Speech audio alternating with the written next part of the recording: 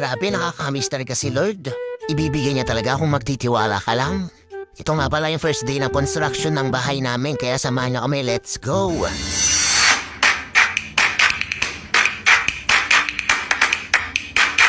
Siyempre, una sa lahat, nag-order muna kami ng mga basic needs para sa construction. Like buhangin, graba, bakal, kahoy at simento.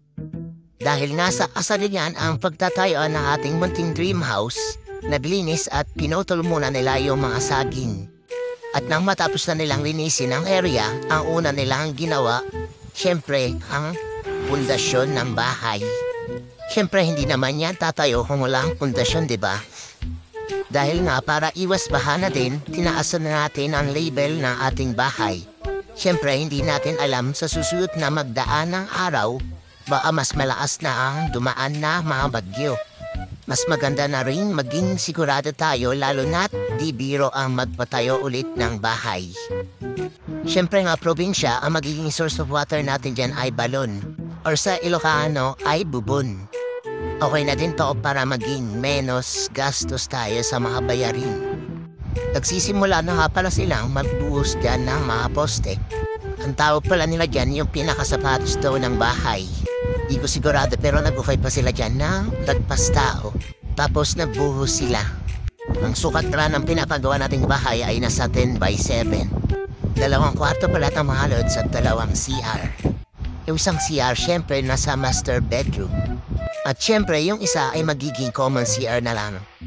Yan pala mga lods, tinatapos na nilang buhusan ang mga poste ng bahay. Nasa 12 na poste pala ang ginawa nila dyan mga lods. At yan na nga natapos na nilang buhusan ang mga poste. Makikita pala natin dyan kung gaano kataas yung label ng ating bahay. Halos nasa kalahating tao na yung label ng ating bahay. Mas mainam na rin ito para iwas talaga tayo sa baha. At talaga nawiwindang talaga ako sa mga nagdadaang bagyo. At yan na, inuumpisa na nilang lagyan ng mga hollow blocks sa mga pader. Nahuli pala ang pagpapagabor natin dyan mga lods dahil talaga namang naubusan sila ng gabor. Halos nasa 30 trucks pala ang in-order natin diyang gabor pero hindi pa rin nagkasya. Kulang na kulang pa rin mga lods at kulang na rin ata ang ating budget. Hindi talaga biro ang magpatayo ng bahay. Halos lahat ng inipon namin ng partner ko dyan ay naubos. Pero ayos lang, alam ko magiging worth it ito. Kasi para hindi na rin kami nangungupahan.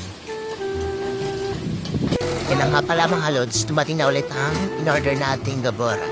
Buti na lang may kakilala yung father ng live-in ko dyan at mas nakatipid kami. Dapat talaga dyan mauuna yung gabor bago yung mga pader ng bahay. Pero talagang naubusan ng gabor yung pinagbibilahan namin. At talagang naghanap pa talaga kami ng pagbibilahan ng gabor. Buti na talaga may kakilala yung father ng live-in ko. Kung wala, sigurado mapepending ang ating bahay. Kapag mapapatayo talaga ng bahay, magkakaroon talaga ng di mo inaasahang aberya. Pero wag kang susuko dahil lang sa isang problema. At naman ang problema ay masusolusyonan. Basta titiwala ka lang sa taas at sa sarili mo. Yan na pala mga lods, unti-unti nang makikita natin ang itsura ng ating munting bahay. Sobrang nakaka-excite talaga kapag nakikita mo may nagpupunta kang mga bagay. At isa talaga ito sa mga pinakapangarap namin mag-partner, ang magkaroon ng sarili naming bahay. Talaga nang tatabi talaga kami ng mga siyasaw namin kada buwan para makaipon at makapagpatayo ng aming sariling bahay. Wala namang imposible kung magtitiwala ka sa sarili mo at sasamahan mo ng sipag at tiyaga. Yan nga pala nung tanim tayo ng barya, titignan natin kung bubunga siya para hindi naman tayo mang problema sa pagpapagawa ng bahay natin.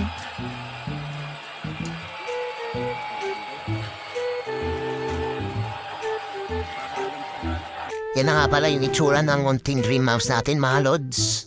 Naragyan na rin ng mga pader yung mga bawat gilid niya. Ito yung part na na-overwhelm kami.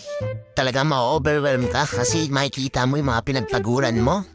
Pasensya na pala mga lods kung puro picture lang yung napapakita namin sa inyo. Kasi nasa isang cellphone yung mga video. Kaso nasira nga lang yung cellphone. Pero ito-try pa rin natin i-retrieve yung mga video para ma-share namin sa inyo. Please share the video na rin mga lods.